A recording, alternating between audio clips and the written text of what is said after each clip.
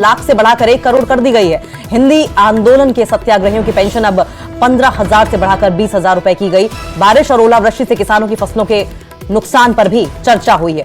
उपायुक्तों को जल्द से जल्द रिपोर्ट भेजने के निर्देश भी दे दिए गए हैं। तो देखिए, हरियाणा कैबिनेट की बैठक में कुल 31 एजेंडे ऐसे रहे जिन पर चर्चा की गई है।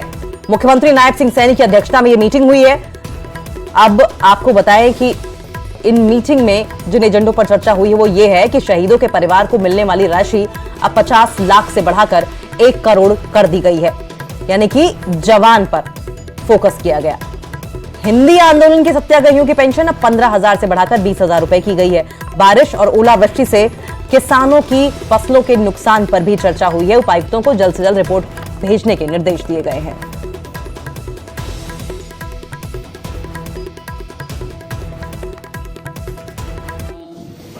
और सीआरपीएफ के शहीद परिवारों की अनुग्रह राशि वो 50 लाख रुपए से बढ़ा करके 1 करोड़ रुपए करने की वो स्वीकृति उसमें की गई है।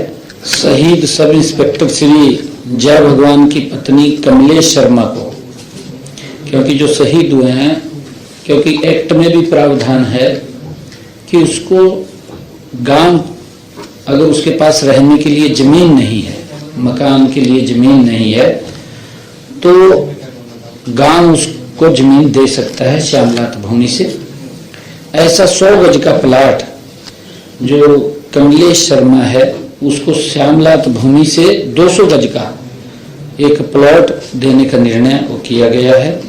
1957 के मातृभाषा सत्याग्रहियों के लिए जो मासिक पेंशन थी वो 15,000 रुपये थी, उसको बढ़ा करके 20,000 रुपये करने का निर्णय किया है।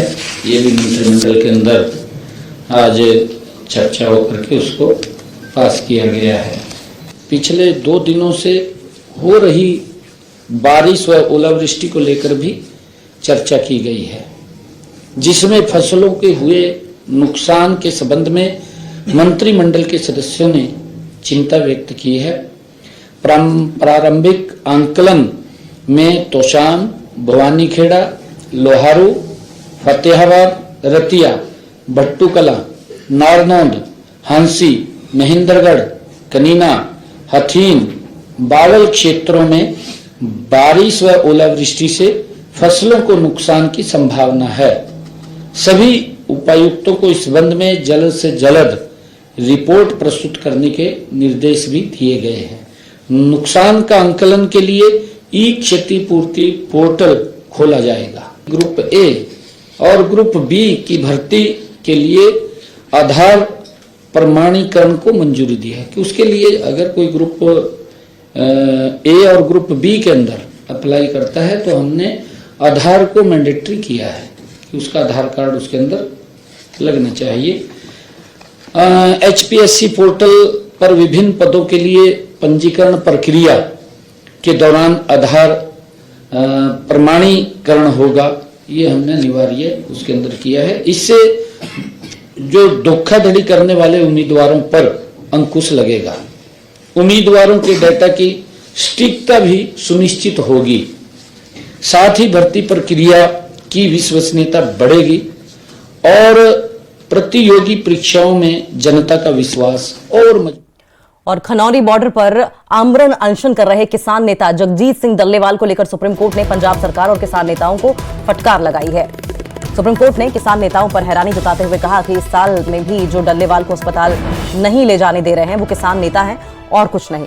वहीं पंजाब सरकार को फटकार लगाते हुए कोर्ट ने कहा कि हमें लंबा चौड़ा हलफनामा नहीं चाहिए, हमारे आदेश का पालन होना चाहिए और हमें सिर्फ एक लाइन की रिपोर्ट चाहिए कि आप हमारे आदेश का पालन कर रहे हैं, जिसमें केंद्र सरकार भी मदद करेगी। और इतना ही नहीं, सुप्रीम कोर्ट ने डल्लेवाल को अस्पताल में भर्ती नहीं कराने और मेडिकल हेल्प उपलब्ध नहीं कराने पर इसे सीधे सीधे कोर्ट की अवमानना बताया।